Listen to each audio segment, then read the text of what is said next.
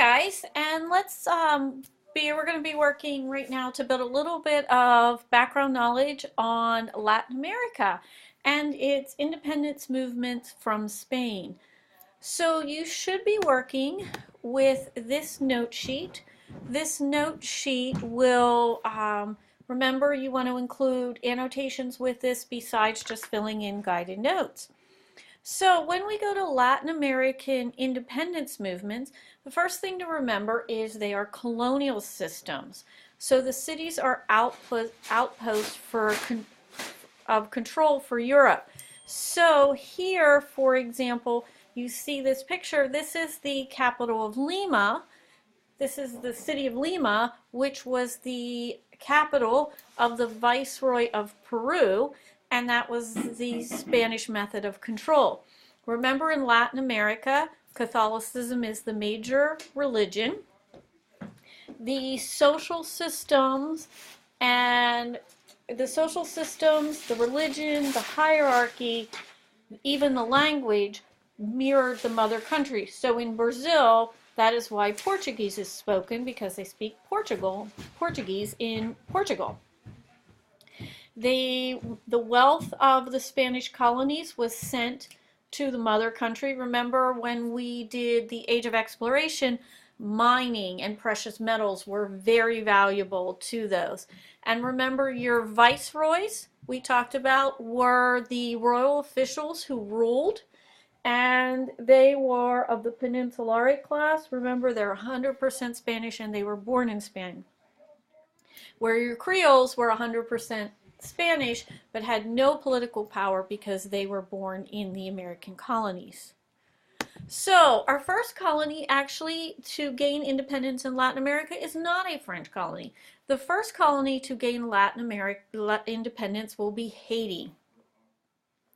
This gentleman is Toussaint Louverture, and he will lead a slave rebellion, and he will defeat France and Napoleon's army.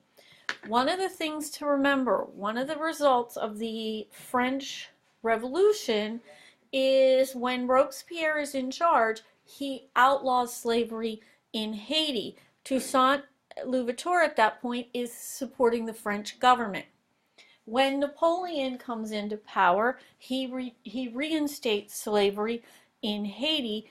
Toussaint Louverture then leads the slave rebellion, and he will be the first to abolish slavery, like I said, in the New World, in the colony of Haiti. That's one of the reasons when the Haitians are not Spanish speakers, because they were settled by many, but the last colonial power was Haiti.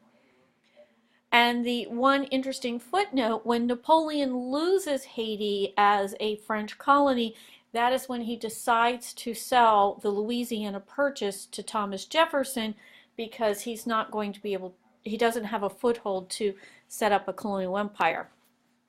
Mexico, our key figure in Mexico independence is going to be Father Miguel Hidalgo. Father Hidalgo was born in the Creole class. He goes and he begins to work with the peasants in Mexico and the lower classes, and he really believes that Spain is causing a lot of problems in his country. He will be shot by Spain, but it will be his passion that ignites the independence, and he is considered one of the fathers of Mexican independence. Haiti and Mexico are kind of easy when it goes to revolutions. Simón Bolívar is liberating the northern half of Latin America.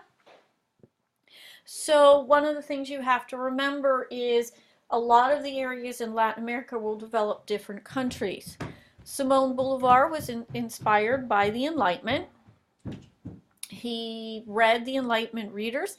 The other thing is he's inspired by the American Revolution, and one of the documents that he carries when he is fighting for independence is a copy of the Declaration of Independence.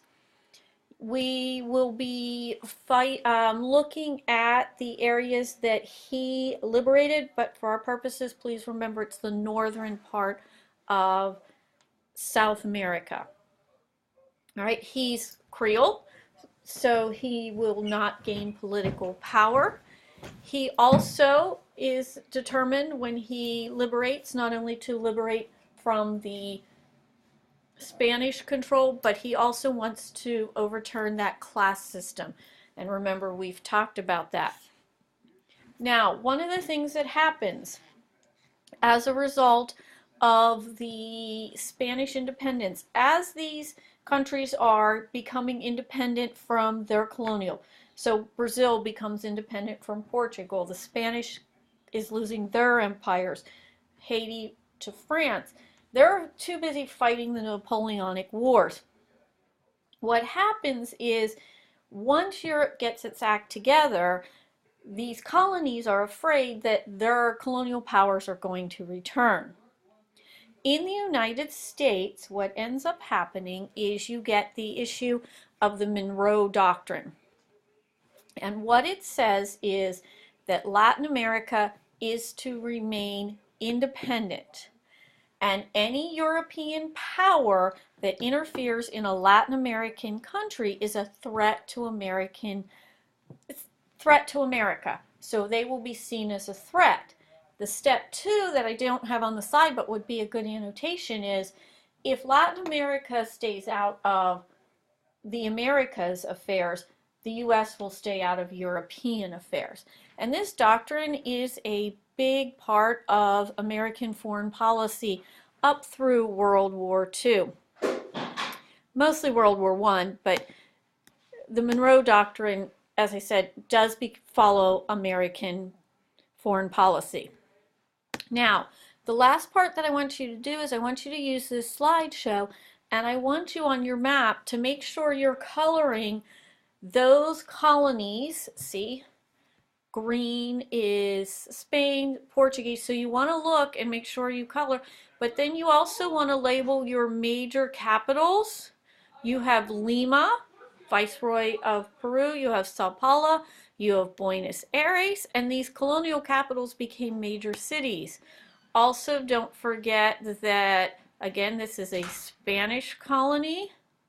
And then remember the U.S., so if I go up here, anything red would be a French colony and blue would be a British colony. But we know that this, by the Latin American revolutions, I would leave uncolored, and I would leave North America uncolored because they were, well, Canada is a British colony, but this part of America is not.